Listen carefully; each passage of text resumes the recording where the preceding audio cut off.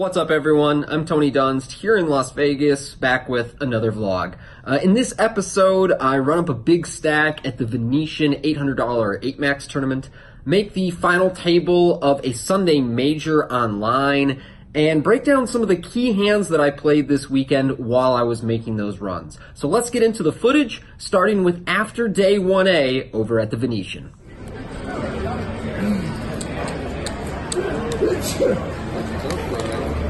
What's up guys, I'm here at the Venetian and it's about 6-7 o'clock in the evening and I've busted a couple of bullets and it's pretty close to the end of the registration period, so I think I'm just gonna take my shot again tomorrow with deeper stacks.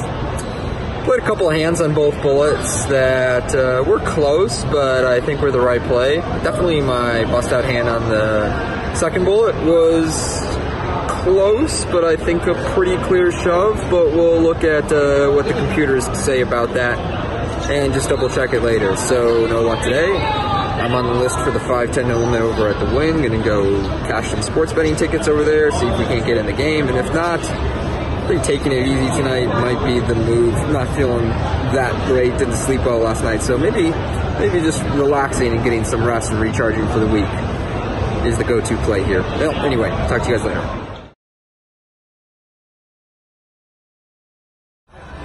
Good news everyone, we bagged up a big stack. I ran like God for the last 2 hours of the night. I came in with like 50K at 1500, 3K big blind, just won all of the all-ins up to, finished with 343K, so certainly among the leaders, and we were down to 19 players after starting today with 174 total entries. So this was 1B, yesterday was 1A. I'm gonna end up in for 3 bullets in this thing.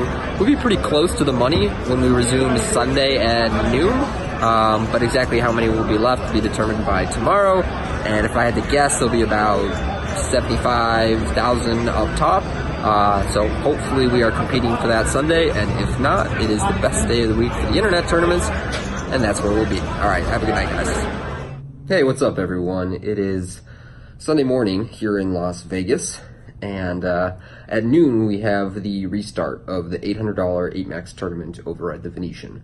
There's a little under 70 players left with 54 paying, I believe, and just above 80,000 for first prize. So that's what we got our eye on today. I spent all of yesterday just trying to rest and recover. I've come down with a cold, and I felt it coming on Friday, and I thought, I think I can get through one day of play.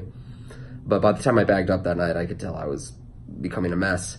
And yesterday, I was in no shape to leave the apartment, so I didn't. I just stayed here and rested and binged Russian Doll, which I would recommend all day. So I'm okay-ish today.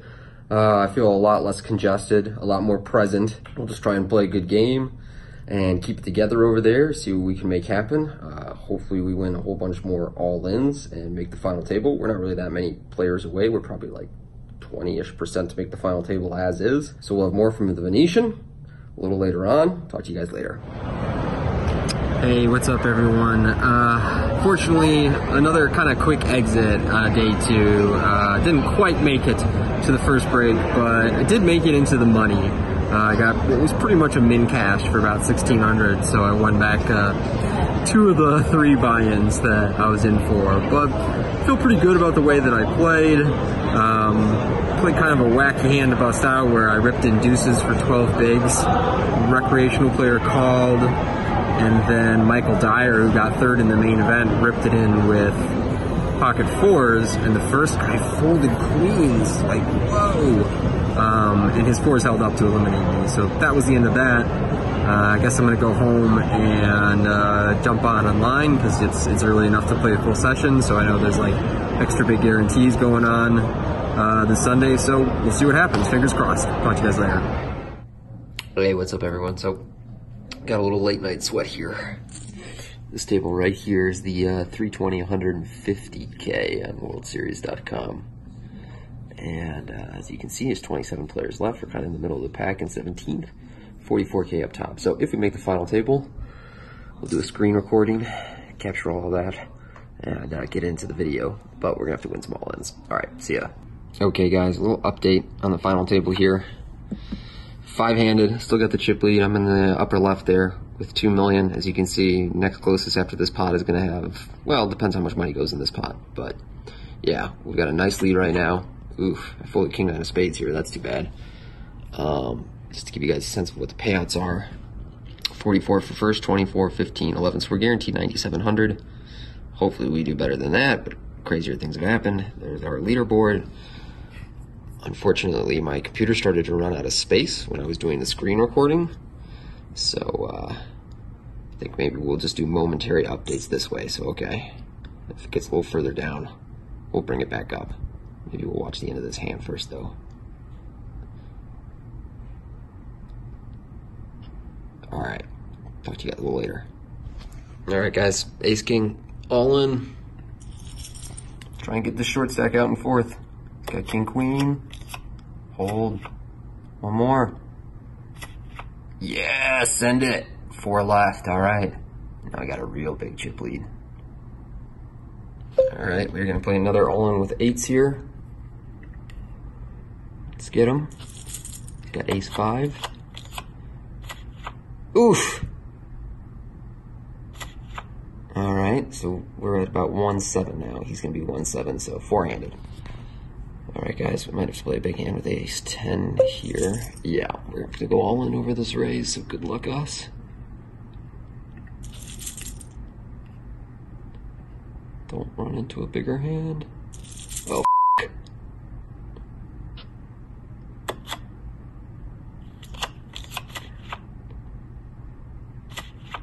Ah, 4th place, f***. Damn, bro. We were so close. Right. Still a really nice score to end our Sunday. Very nice run there. We got our money in front a couple of times. Finishing 4th for 11-4. So we were in for 1 bullet there. Got to record a lot of hands. It was super exciting. Obviously, I ran really, really good to get that deep. So, you know, to win a tournament, you just have to win all of the all-ins. And I won most of the all-ins, but not the ones at the very end. So 11K score. Feeling good about that. I'm gonna call it a night, guys. Take care.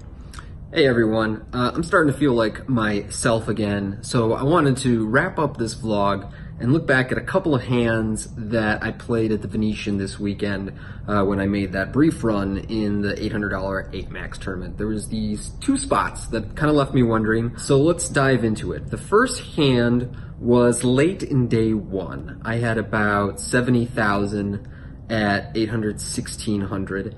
And the opener in this hand had been running really, really good, won a ton of pots in a row, and now had started to open up his game and was really just opening too many hands in general. And then the 3-better in this hand was a young pro on my right who was playing very well, and I think was starting to adjust to this guy playing so many hands. He was 3-betting some, but not going completely animal about it.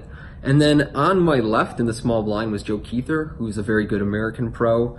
And the big blind was a older recreational player who gave off the impression, from what I'd seen so far, that he was going to call off his short stack too tight.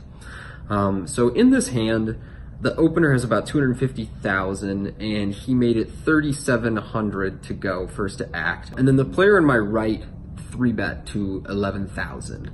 And I thought he might be unusually wide, and because I'd been really tight for the last hour to 90 minutes, that I might get extra credit. And when I looked down at ace 5 suited, I ripped it in for 70,000, which is about 45 blinds. So I wanted to review this hand because, first of all, I think it's a mistake. Although ace 5 suited is one of the first hands that goes into our like pre-flop, you know, big 4-bet bluff range, that's typically in heads up spots against one opponent. Like, we open button 60 blinds deep, the small blind 3-bets. One of the first hands that goes into our, you know, 4-bet shoving range is ace 5 suited, but against 2 opponents 45 blinds deep, when there are 2 blinds behind me or 2 players behind me that are both short and would be getting a really good price to just call off their stack if they have anything, I think it's a mistake to rip in ace 5 suited as I did here, and that the hands that we want to like draw our bluffs from is a more linear range, by which I mean like the stronger portion of our range. So just use hands like ace jack suited, ace 10 suited, king queen suited, instead of going so far down as ace 5 suited. Although I think this play will get a lot of credit, I still think that we're going to get called off too frequently to make this shove good. I don't think we're going to get all the folds that we need to make this a profitable play often enough. And what ended up happening was Joe woke up with ace king and snapped me off. All the other players folded, and then I ended up hitting a 5 on him. So bad luck for Joe, but apparently he went to play slots afterwards and hit like a 15K jackpot because his friend Ben came up to me and was like, yo, you just put a bad beat on Joe, but it's okay because he just slammed the slots jackpot. So I'm happy to hear that that's how it worked out for him in the end. Okay, let's go on to the next hand. This one was from day 2. This was a little after the bubble burst. On the bubble, I had been caught 3-bet bluffing pre-flop in a pretty big spot, and this hand, ace-8 in the small blind facing a button raise about 30 blinds deep, is a spot we are supposed to mix calling and 3-betting, but which I believe leans towards 3-betting pre-flop. But I can't remember if I randomized or I just was using kind of live reads to think that I should make the call pre-flop, but I ended up calling pre. I think that's fine, but I wanted to point out that we're supposed to lean towards 3-betting. So it folded around to the button. He was a little beneath 30 blinds. He opened the 2.5 blinds to 15K at the 3K, 6K blinds. I called in the small blind with ace-8 off, and the big blind folded. And the flop came ace-8 deuce rainbow, and I checked. And my opponent bet 30,000 into 42,000, which is an unusually large continuation bet on this flop, especially because my opponent was definitely like a professional or a semi-professional poker player, someone I'd seen around. I looked up his Hendon Mob. He had solid results and was playing a lot. So I knew he was thinking about poker and that he was likely going to be sizing down here with the bulk of his range, as most people do on these textures in 2019. And so that it was unusual that he was betting this big.